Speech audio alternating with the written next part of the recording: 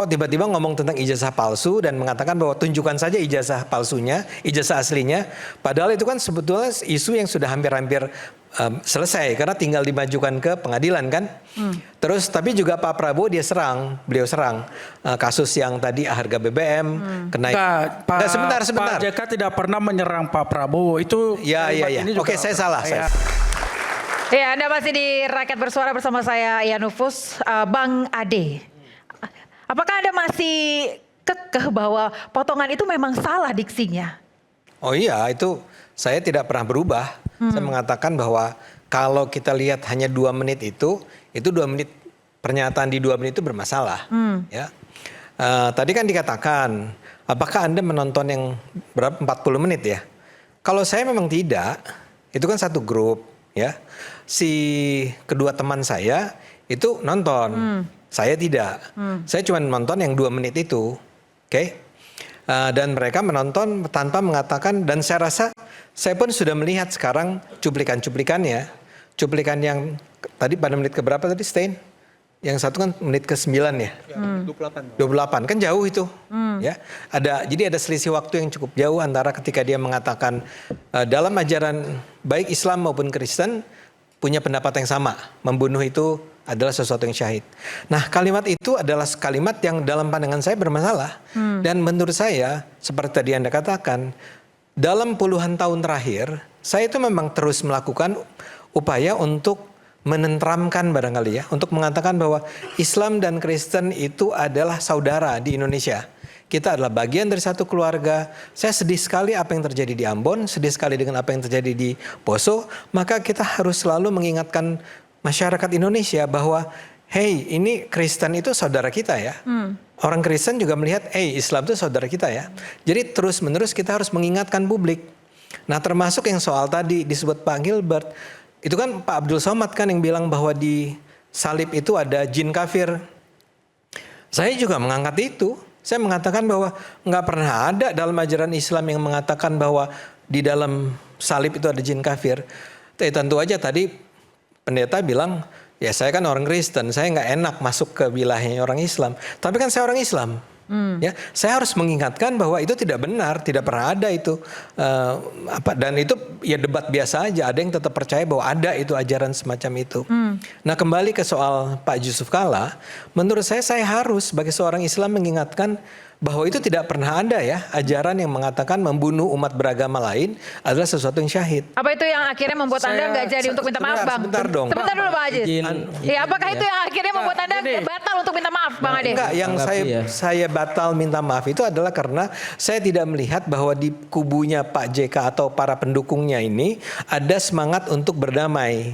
Ya, kan kalau saya mengajukan tangan kanan untuk bersalaman, kalau saya melihat bahwa lawan saya kelihatan tangannya bilang enggak, saya nggak mau bersalaman dengan Anda, ya saya harus mengatakan bukannya saya terus mengajukan tangan kanan saya, tapi saya akan mengatakan kalau gitu saya nggak jadi. Yang menurut teman-teman ya barangkali juga oke. Oke, Bang Gurun, ini dari kubu Anda tidak ada semangat untuk minta maaf. Ya, tadi kan beliau menyampaikan bahwa 2 orang itu mengetahui ya. Pertanyaan saya, Cokro TV ini milik siapa? Milik Pak Ade Armando atau bukan? Oh gitu, bukan milik Bapak. Saya lah. Bukan milik Bapak. Saya tidak sekaya itu. Oh gitu. Nah, lalu terkait dengan 2 menit potongan. Nah, di situ Bapak mengklaim bahwa itu dihasilkan dari 2 menit itu.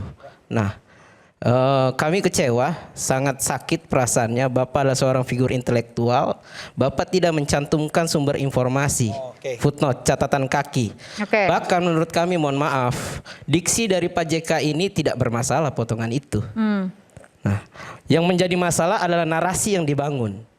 Kenapa tidak masalah potongan video itu, sekalipun itu potongan video ya? Karena di situ Pak JK menjelaskan sebuah faktual di lapangan. Kenapa konflik Ambon Poso itu berseteru. Lalu ada Kristen berpendapat. Lalu ada berpikir. Artinya. Ya, ini tadi sepertinya sudah Anda sampaikan ya. Jadi itu cara pandang. Soal itu, Bang Ade, cara pandang. Makanya saya boleh jawab. Artinya cara pikir yang ditemukan yaitu cara berpikir masyarakat, bukan terkait dengan ajaran. Karena ada frasa di situ adalah pendapat. Dan Kristen berpendapat, Kristen berpikir. Artinya itu bukan mengenai suatu konklusi yang dia objeknya adalah ajaran, tapi yang ditemukan adalah cara berpikir yang timbul pemikiran di masyarakat di lapangan sehingga terjadi itu konflik. Oke, saya mau dengar dari Bang boleh Ade saya dulu. jawab ya? Silakan Bang Ade.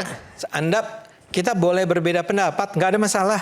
Anda menganggap bahwa itu adalah orang Kristen berpendapat, tapi saya akan katakan Pak JK tuh bilangnya Kristen berpendapat. Kita boleh berbeda pendapat, nggak ada masalah. Cuman yang tadi soal kutipan, saya ingin ingatkan, ini bukan karya ilmiah loh yang saya bikin itu. Ya, sebentar ya, jangan dulu dipotong. Anda kan mengatakan harus ada catatan kaki, harus ada sumber. Saya tanya deh tadi ini iNews, tadi kan mengutip, kasih lihat gambarnya Pak JK ya. Kan dia juga nggak nulis, itu dapat nggak ada tulisan yang mengatakan. Sebentar, source-nya dia tidak menulis source-nya dari mana. Karena itu adalah sesuatu yang memang sudah kita tonton bersama. Saya sudah mengatakan bahwa di dalam diskusi itu, ini dinyatakan di masjid UGM ya, kalau tidak salah kampus. Jadi saya sudah menyatakan bahwa itu di situ dia ngomong ya. Nah sumbernya, kalau Anda sedang mengejar sumber, saya mengutip dari mana, saya akan katakan saya tidak akan menyampaikannya di depan publik. Itu akan saya sampaikan kalau polisi bertanya. Itu sebetulnya 2 menitnya dapat dari mana. Dan kemudian yang terakhir yang ingin saya ingatkan, saya terpaksa ngomong cepat-cepat karena Anda kelihatannya terus mau ngomong ya. Boleh, bagus, lebih baik Anda ngomongnya saya lebih bilang cepat Bang Ade, oke. Teman-teman ini, saya tahu barangkali dengan niat baik kali ya mengatakan bahwa gara-gara video saya itu terjadilah kemarahan yang luas. Kegaduhan begitu ya. Kegaduhan. Nanti dulu, dengar dulu ya. Nah, kalau saya itu tanggal 9 April. Tanggal 8 April sudah beredar video yang kemudian saya gunakan sebagai objek yang saya periksa itu. Nanti saya jelaskan ini. Nah, sebentar. Saya tanya nih sama Stein. Dia kan yang melaporkan Pak JK ya. Kuasa hukum, sorry. Ya bukan Anda ya. Saya tanya sama kuasa hukum nih. Anda itu ya melaporkan klien Anda melaporkan Pak JK itu setelah menonton video saya kah?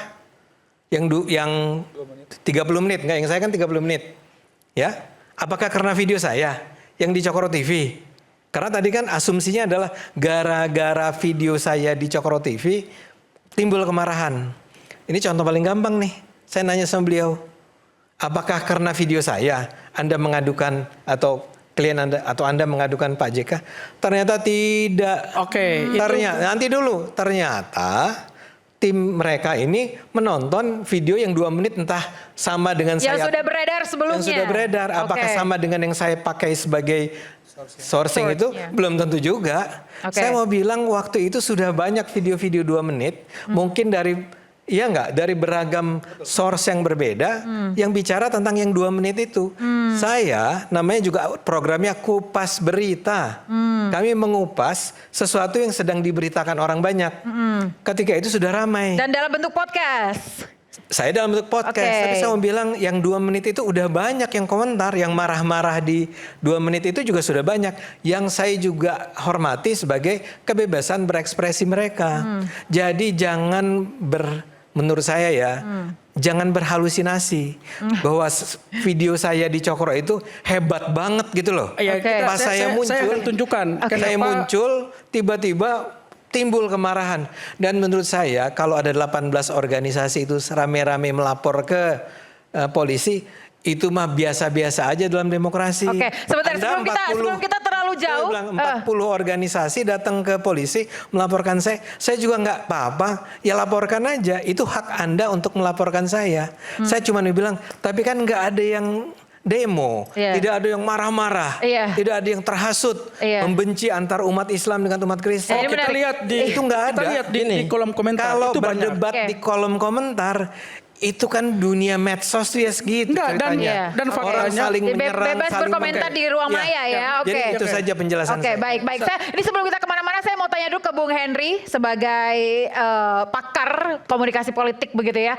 Anda melihat ini kayaknya miskomunikasi atau seperti apa sih? Apa memang betul ada Bang Ade ini mencoba untuk memframing?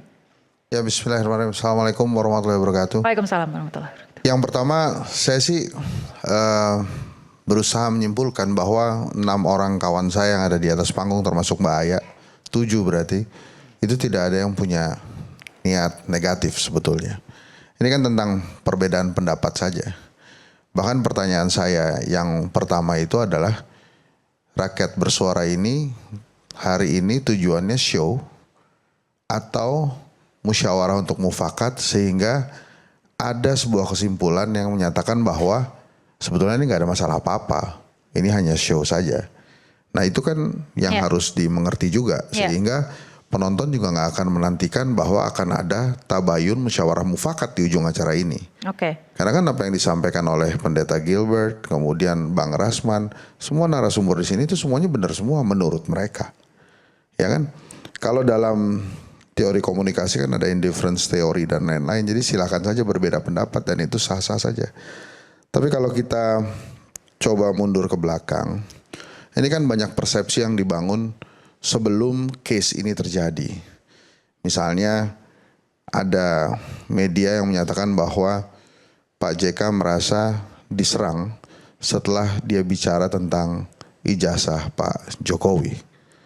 Saya juga berpendapat juga, oke, berarti kita rakyat Indonesia ada pelajaran penting bahwa bila tokoh sekelas Pak JK itu kalau bicara di ranah publik itu harus hati-hati. Karena kan kedekatan antara Pak JK dengan Pak Jokowi berbeda. Pak JK bisa menyampaikan pendapat dia kepada Pak Jokowi secara langsung tanpa harus menggunakan ranah publik. Kan dia kenal dekat. Mas Jokowi mungkin ya, tunjukkan saja ijazahnya supaya orang tidak berisik, tidak terjadi adu domba. Kan itu bisa dilakukan. Menggunakan jalur private-nya dia, tidak menggunakan jalur publik. Nah akibatnya begitu jalur publik digunakan oleh Pak JK, liar isunya. Masing-masing tokoh punya pendukungnya sendiri. Malah saya bingung juga kenapa kemudian pendukung Pak Jokowi tidak menghargai JK sebagai tokoh bangsa. Ini persepsi saya, ini mohon maaf kalau salah. Demikian pula sebaliknya. Kenapa kemudian pendukung Pak JK tidak menghargai Pak Jokowi sebagai tokoh bangsa. Tapi kalau ini semua diawali dengan perbincangan di ranah private, pasti nggak akan kayak gini. Nah persepsi yang akhirnya terbentuk adalah apa yang kita diskusikan hari ini adalah kepanjangan atau turunan dari isu pertama tadi tentang ijazah itu.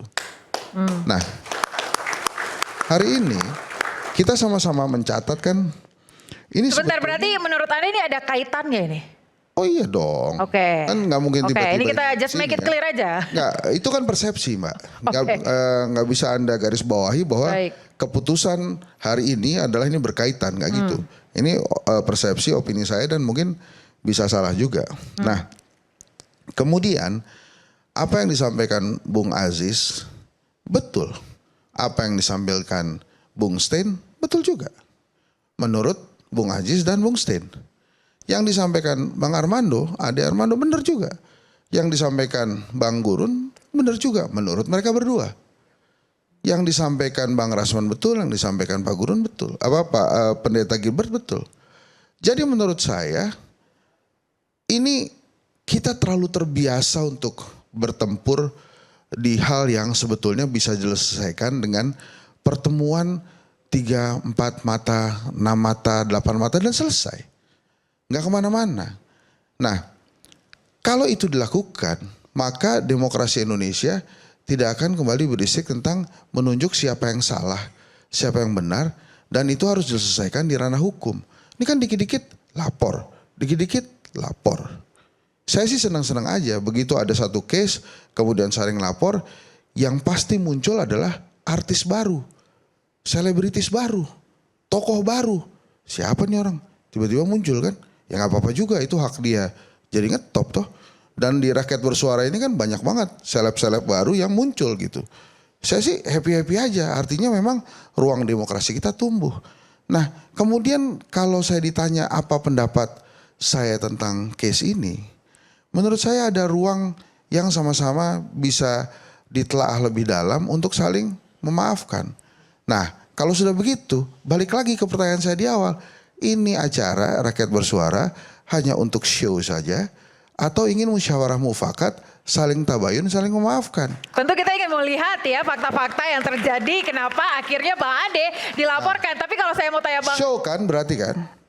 kita ingin Show membuka kan? fakta. So artinya kalau memang show, ya kita nikmati hanya ini sebagai sebuah show saja. Jadi kalau ada yang saling emosi di atas panggung, kita sebagai penonton harus secara dewasa melihat inilah show demokrasi Indonesia yang disajikan oleh iNews. Ini show demokrasi Indonesia, tepuk tangan dulu untuk rakyat bersuara. Terima kasih Bung Hensat. Oke baik, tadi disinggung oleh Bung Hensat soal ada kaitannya ternyata JK Jokowi. Kalau Bang Ade sendiri bertanya-tanya nggak kenapa harus Anda, Grace dan Abu Jandin dilaporkan? Kenapa tidak orang lain? Begitu banyak tadi Anda bilang yang mengkritik. Saya merasa memang jelas ada kaitannya ya. Kan gini, saya sendiri sebetulnya ketika itu tidak hanya bicara soal agama, bukan cuma soal pernyataannya Pak JK. Di acara saya yang 40 menit itu, saya bersama 2 teman saya juga bicara tentang persoalan-persoalan lain terkait sama Pak JK. Misalnya saja pernyataan dia tentang sekarang saya lupa persis ya, kalau saya salah saya minta maaf ya, tentang apa yang dia katakan tentang sebaiknya ada kaitannya sama bukan hanya Pak Jokowi, bahkan Pak Prabowo tentang pernyataan tentang WFH misalnya, tentang kenaikan harga BBM gitu ya. Jadi kita tuh melihat bahwa Pak JK ini sekarang lagi kok tiba-tiba muncul ya. Setelah after all these years kayaknya dia udah menjadi orang tua yang bijaksana gitu ya. Tinggal di rumahnya atau apa, sekarang tiba-tiba muncul nih. Sebelumnya dia muncul di pemilihan presiden tahun 2024 ya, ketika dia mendukung Pak Anies Baswedan. Jadi memang ada kaitannya dengan yang lain-lain, tapi terutama juga ada kaitannya sama Pak Jokowi. Nah, Jadi yang mana nih muncul ketika isu kebijakan publik atau isu ijazah Pak Jokowi? Munculnya dua-duanya. Oke. Jadi kayak Pak JK itu mengkritik ya betul yang dikatakan. Kok tiba-tiba ngomong tentang ijazah palsu dan mengatakan bahwa tunjukkan saja ijazah palsunya, ijazah aslinya. Padahal itu kan sebetulnya isu yang sudah hampir-hampir selesai karena tinggal dimajukan ke pengadilan kan. Terus tapi juga Pak Prabowo beliau serang kasus yang tadi harga BBM kenaikan. Sebentar. Pak JK tidak pernah menyerang Pak Prabowo itu. Ya. Oke, saya salah. Mungkin bukan menyerang Pak Prabowo. Saya paham, Bung Ade Anda seorang dosen komunikasi. Jadi setiap penyampaian narasi itu saya akan Oke, saya tarik ya. Itu bukan nyerang. Pak JK sebagai mantan wakil presiden punya pengalaman 20 tahun dalam pemerintahan, beliau punya berkewajiban sebagai warga negara, sebagai tokoh senior, tokoh bangsa. Beliau menyampaikan saran, bukan menyerang. Jadi jangan pakai diksi menyerang, Bos. Bukan menyerang berarti Bang Ade, bersuara kritis lah ya. Gitu ya. Nah, jadi benar ini tidak berdiri sendiri. Tapi yang dalam video itu, yang pernyataan saya mengenai pernyataan Pak JK yang saya pikir tadi dikatakan istilahnya keliru itu adalah tidak ada kaitannya dengan soal Jokowi ataupun Pak Prabowo. Buat saya, concern saya adalah concern tentang persaudaraan kita sebagai bangsa Indonesia. Saya boleh bertanya buat Bung Ade? Sebentar lah. Habis selesaikan dulu sedikit saja lagi. Saya cuma ingin mengatakan itu adalah kekhawatiran saya mengenai perpecahan antara umat Islam dan Kristen di masa depan. Makanya saya harus ingatkan, wahai publik, yang dikatakan oleh Pak JK ini keliru ya. Dan saya sebetulnya tidak sedang menyerang Pak JK-nya. Hanya mengatakan perkataan yang 2 menit itu adalah perkataan yang keliru. Saya tanggapi ya. Silakan Mas Aziz. Bung Ade, saya mau bertanya nih. Ketika saudara potong kalimat yang hanya 2 menit tadi, sebagai seorang dosen, Anda punya kewajiban sebenarnya untuk mencerahkan publik lewat potongan-potongan video itu. Tujuannya buat apa? Dengan 2 potongan tadi tanpa menampilkan kalimat yang di ujung. Yang hari ini faktanya, Bung Ade, kita semua ini bukan anak kecil yang bisa merasa suasana kebatinan masyarakat Indonesia hari ini. Melihat potongan 2 menit tadi dan kolom komentar yang saling gontok-gontokan. Itu tanggapan Bung Ade kayak apa? Saya ulang lagi ya penjelasan saya. Saya bisa, siapapun bisa, Anda pun bisa memotong kalimat pertama Tujuan saudara memotong sebentar. kan begini. Tuh, saya sedang menjelaskan, Anda potong lagi. Begini, Bung Ade kan sampaikan bahwa saya mengenal Bung Ade ini di awal-awal. Bung Ade ini kan pernah mendapatkan penghargaan reward dari Muhammadiyah soal tokoh Muslim yang intelektual. Tapi kesininya saya melihat mulai agak berubah. Saudara ditokohkan sebagai tokoh toleransi. Tapi saya mau tanya Bung Ade. Tujuan potongan 2 menit tadi itu dalam rangka mengedukasikah dengan melihat fakta komentar negatif yang saling berbalas yang menyerang tadi, percakapan yang negatif tadi, apakah itu tujuannya? Ya, bukan tujuan saya adalah agar orang berantem. Tujuan saya mengedukasi. Saya hanya berkonsentrasi pada kalimat 2 menit dan saya mengatakan bahwa itu salah. Oke, saya itu lanjut. keliru. Saya lanjut kalau itu edukasi. Apakah dengan kalimat Bung Ade bilang seperti ini? Harusnya yang tersinggung bukan orang Kristen saja. Bentar, jangan potong dulu biar nanti seluruh rakyat Indonesia mengenal siapa Ade Armando. Mestinya yang tersinggung bukan umat Kristen saja, tapi harus tersinggung umat Islam juga. Apakah ini kalimat edukasi? Edukasi. Wah, berat kalau ini ditafsirkan boleh nggak saya lengkapi edukasi dulu? Anda jangan langsung ngejudge saya. Nanti biar seluruh rakyat Indonesia mengambil kesimpulan. Definisi kalimat tadi itu kalimat edukasi. Karena berbahaya dampaknya sudah terjadi di lapangan. Ternyata oleh Ade Armando, seorang dosen, menyampaikan bahwa itu adalah edukasi. Menurut saya yang bukan ahli komunikasi, ini kalimat agitasi dan provokasi. Baik, saya ingin tahu di mana bagian edukasinya yang Anda sebutkan itu Bang Ade, tapi Anda jawab usai jeda. Tetaplah bersama kami, pemirsa.